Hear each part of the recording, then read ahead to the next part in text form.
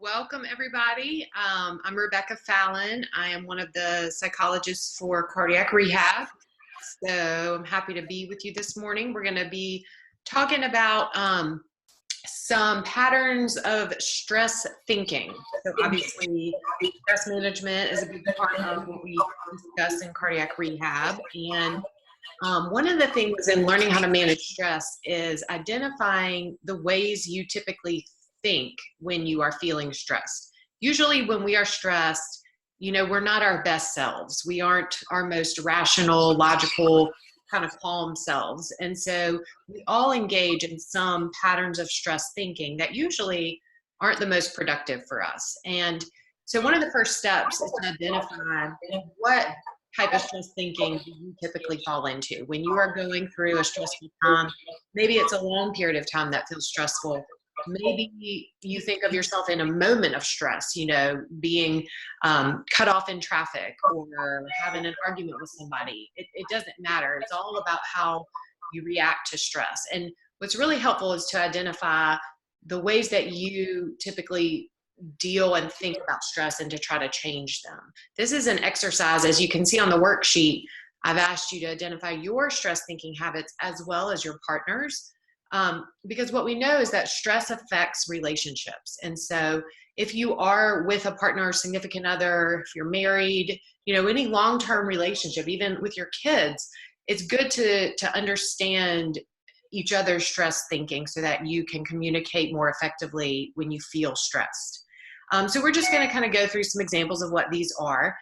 The first one is all or nothing thinking. So kind of black or white thinking that suggests, everything's good or everything is awful. You probably know people who have this kind of mentality. They have a really hard time sort of seeing the in-between. Sometimes, particularly in cardiac rehab with things like nutrition, a lot of times people will kind of think in all or nothing terms. They feel overwhelmed by trying to make all these nutrition changes. And so they think, well, I've either got to do this perfectly or I'm just going to feel defeated and give up and not do it at all and just go back to the way I was eating. And that obviously is not a good strategy because the truth is no one's going to do it perfectly. And it's definitely not a better idea to just throw in the towel and give up. The best idea is to sort of see the gray area and understand, hey, this is a hard process and I'm going to learn as I go and make little changes one at a time. And I don't have to think about it in totally black and white terms. Another stress thinking pattern is jump into scary conclusions. So concluding that something bad will happen, even though what you know rationally is that's usually not the case. But a lot of times when we feel stressed, we immediately kind of go to the worst case scenario, right? For a lot of patients after a heart attack or heart surgery will tell me that they feel a lot of pain in their chest. And of course that feels scary. If you have just had a heart attack, you're going to jump to the scariest conclusion, which is this is another heart attack. Chances are it's not, right? The chances of that being true are very low. And so it's good in those situations to kind of take a step back and take a breath and remind yourself, this is my stress talking to me right now, making me conclude this scary thing, when what I know realistically is that it is probably something else. It's probably post-surgical pain, or maybe it's indigestion, or maybe it's just something I wouldn't even have noticed if I weren't so anxious about what's going on with my heart, which again is very, very normal after any kind of cardiac event. The next one is focusing on the negative. So I talk a lot about stress, a lot of times being stressed or even feeling depressed, kind of down. It's like wearing glasses that block out all the good stuff and just make you focus on the negative.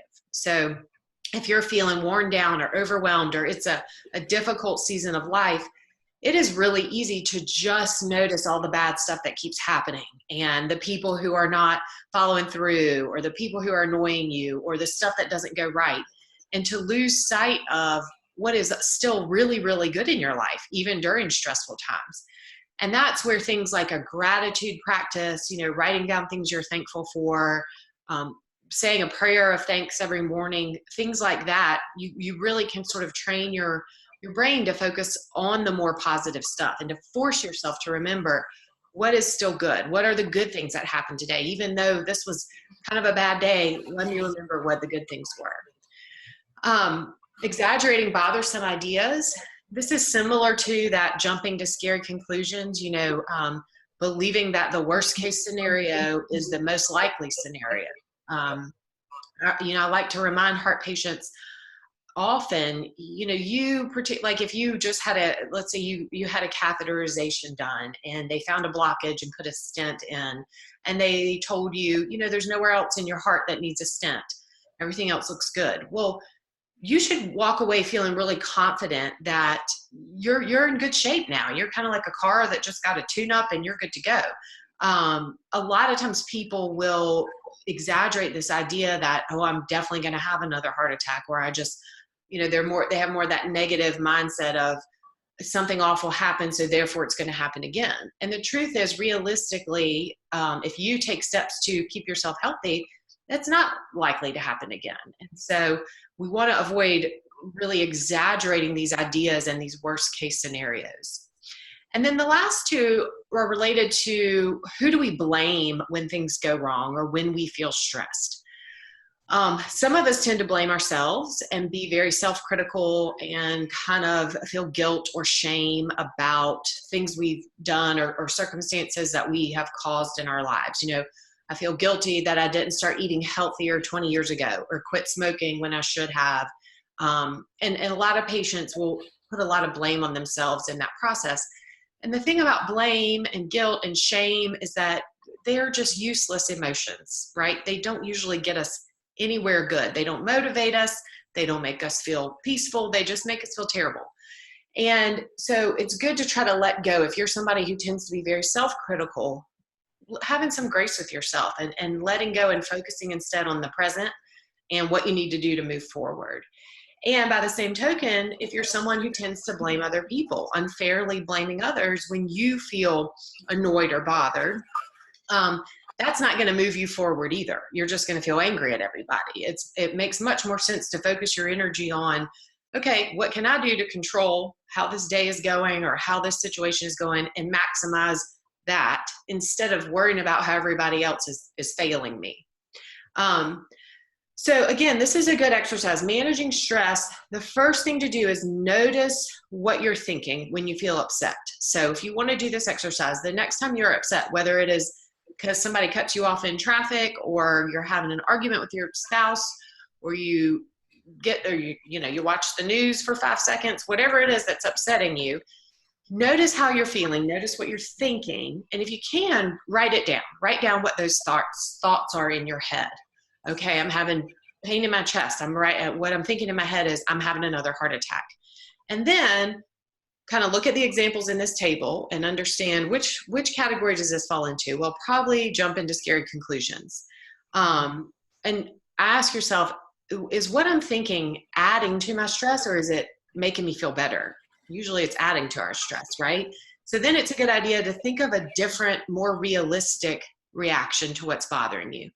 And to even write down a new statement, such as, I know that I'm safe and my doctors are taking care of me, and the chances are overwhelmingly high that this is not another heart attack. This is just a post-surgical pain or something very normal. And, I'm going to take some deep breaths and drink some water and kind of calm myself down.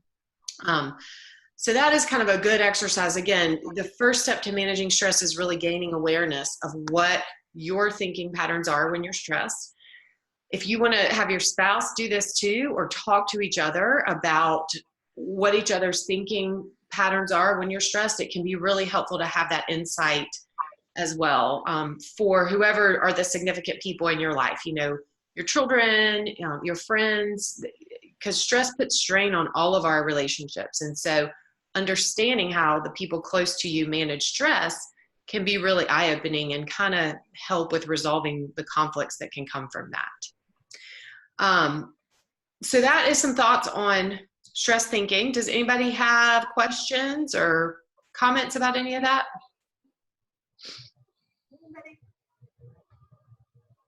Nope, no questions or comments. Okay, well, thank y'all so much. I hope you have a good rest of your day.